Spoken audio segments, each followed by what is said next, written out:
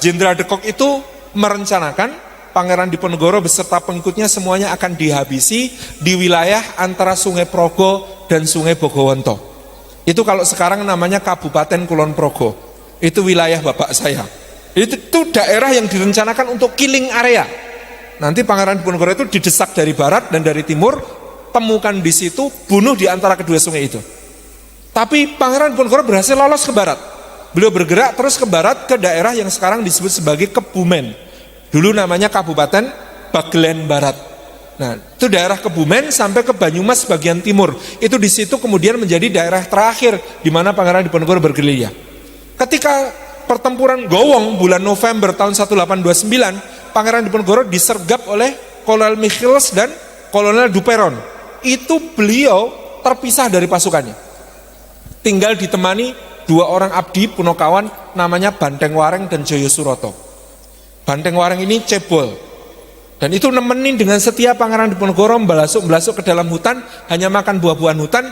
Dan mulai saat itu Pangeran Diponegoro terkena penyakit malaria tropicana. Demam datang pergi, mual-mual, muntah-muntah, makin pucet, makin kurus. Tapi beliau kemudian didatangi utusan untuk kemudian menawarkan perdamaian. Beliau utusannya disentak nganti wedi. Pokoknya beliau tidak mau menyerah. Terus kemudian bergerilya. Dalam keadaan seperti itu, akhirnya dijemput oleh pasukannya Basah Gondokusuma dan Basah Mertonegoro, dan kemudian Pangeran Diponegoro mengajak bersumpah untuk perang puput, perang sampai titik darah penghabisan pada saat itu. Tapi kemudian diplomasi Kolonel Clearance kepada Panglima bernama Ali Basah Kertopengalasan mulai titik terang, sehingga Ali Basah Kertopengalasan mengirim surat-surat kepada Pangeran Diponegoro memberi saran untuk kemudian mau menerima ajakan berunding dengan Belanda, karena rakyat juga sudah kelelahan berperang, rakyat sudah capek, sehingga dikhawatirkan kalau diteruskan akan ada kerugian besar di Pangeran Diponegoro. Lebih baik kita ambil jeda, gencatan senjata, berunding dulu supaya rakyat juga bisa menanam padi lagi, supaya rakyat juga bisa bertani lagi, bekerja lagi, sehingga nanti siap perang lagi, gitu ya. Ini yang dimaksud oleh Ali Basah Kertopengalasan. Akhirnya seperti yang sudah dicatat dalam sejarah, Pangeran Diponegoro setuju untuk berunding di Magelang ya. Perjalanan dari Bagelen Barat dikawal oleh Kolonel Clearance. Semula itu Pangeran Diponegoro cuma diikuti oleh 400 pasukan. Begitu sampai di Magelang sudah membengkak hampir 2000 orang. Sepanjang jalan orang bergabung. Sepanjang jalan itu dipersembahkan berbagai macam makanan, berbagai macam persembahan, pakaian, kain, macam-macam oleh rakyat.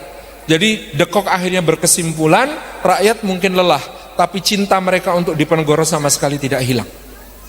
Buktinya sudah 5 bulan ditawarkan imbalan 20.000 gulden untuk kepala Pangeran Diponegoro, nggak ada rakyat yang kemudian menyerahkan beliau. Sangat luar biasa. Sampai di Magelang bulan Ramadan, Pangeran Diponegoro berkata, selama Ramadan saya tidak mau diajak bicara tentang perang dan tentang politik. Khusus ibadah. Khusus ibadah. Subscribe. Tanggal 27 Maret beliau menunaikan salat Idul Fitri, kemudian beramah tamah menjamu pasukan dan orang-orang yang datang seharian.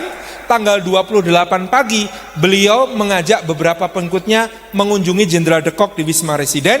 Ternyata oleh De Kock itu dimaknai sebagai saatnya berunding. Lalu ketika itu Diponegoro menolak, mengatakan saya tidak sedang ingin berunding. Ini Idul Fitri, Lebaran, yang tua mengunjungi yang muda mengunjungi yang tua untuk saling memaafkan.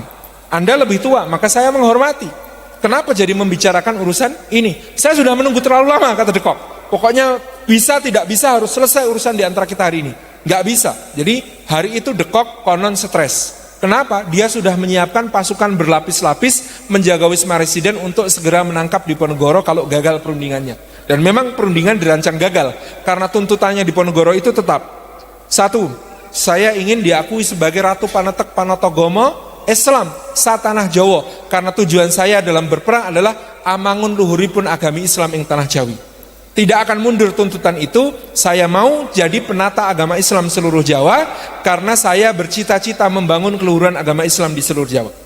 Dua, tuntutan saya, Belanda meninggalkan wilayah Mataram semuanya seperti pada masa dahulu Sultan Agung.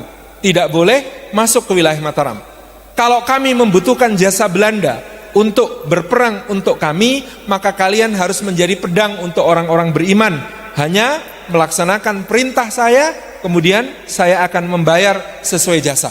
Jadi Belanda hanya disikapi sebagai tentara bayaran untuk orang-orang beriman.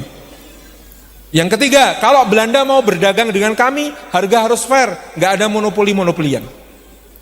Yang terakhir itu, yang kelima, itu Pangeran Diponegoro mengajukan tuntutan, kalau Belanda mau masuk Islam semuanya, syahadat semuanya, maka kita menjadi saudara di jalan Allah. Itu luar biasa tuntutannya itu.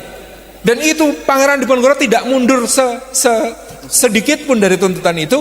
Maka De Kock menganggap tuntutan ini semuanya sudah tidak masuk akal. Selesai nggak selesai, Pangeran Diponegoro harus ikut menghadap pejabat yang lebih tinggi dari saya. Di mana? Kata Diponegoro, Solotigo. Akhirnya kemudian Pangeran Diponegoro mengatakan, oh gitu, ke Solotigo. Iya, tidak apa-apa. Itu tipuan, di Solotigo tidak ada siapa-siapa. Karena akhirnya Pangeran Diponegoro ketika dinaikkan ke kereta, beliau langsung dibawa ke Semarang. Dari Semarang dikapalkan ke Batavia. Di Batavia ditahan 1 bulan lebih. Dari Batavia dikapalkan ke Manado melalui Ambon. Ditawan di Manado selama 2,5 tahun. Dari Manado dipindahkan ke Makassar sampai akhir hayat beliau tahun 1855 di dalam tahanan.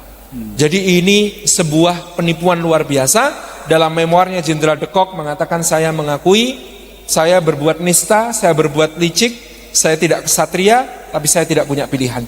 Kalau tidak begitu caranya, Diponegoro sampai sekarang masih akan memimpin perangnya dan menghancurkan kerajaan Belanda dari tanah Jawa ini. Dan betul pada saat De Kock memutuskan demikian, keuangan Belanda sudah betul-betul bangkrut sampai tidak bisa mengatasi pemberontakan di wilayah Eropa Selatan yang kemudian berdiri merdeka dari Belanda menjadi negara yang disebut Belgia. Jadi negara Belgia itu punya utang sama Pangeran Diponegoro. Kalau nggak ada Pangeran Diponegoro, nggak ada negara namanya Belgia. Karena Belgia itu berhasil merdeka gara-gara Belanda kehabisan anggaran karena perang Diponegoro. 20 juta gulden.